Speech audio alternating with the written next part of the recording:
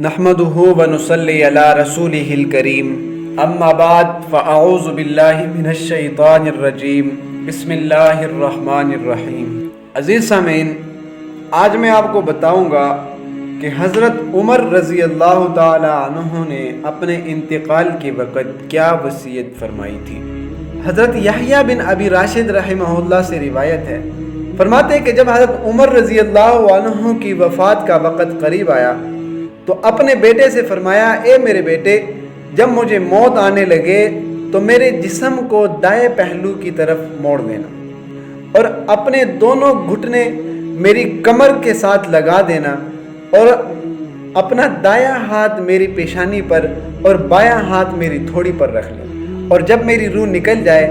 تو میری آنکھیں بند کر دینا اور مجھے درمیانی قسم کا کفن پہنا، کیونکہ اگر مجھے اللہ کے ہاں خیر ملی تو اللہ پاک مجھے اس سے بہتر کفن دے دیں گے، اور اگر معاملہ کچھ اور ہوا تو اللہ پاک مجھ سے یہ کفن بھی چھین لیں گے، اور میری قبر درمیانی قسم کی بنانا، کیونکہ اگر مجھے اللہ کے ہاں خیر ملی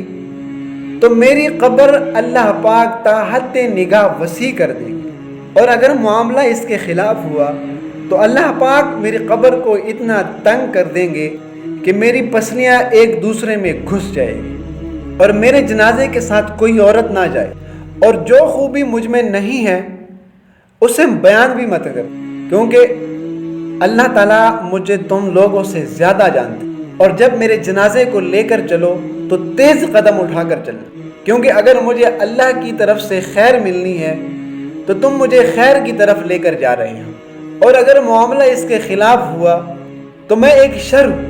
اور تم ایک شر کو اٹھائے پھر رہے ہو، تو اپنے کندھوں سے اس شر کو جلدی اتار۔ میرے دوستو،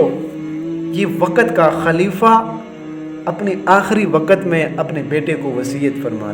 اللہ سے دعا ہے کہ اللہ پاک ہمیں صحابہ سے عشق اور صحابہ کی زندگی کو پڑھنے کی توفیق عطا فرمائے۔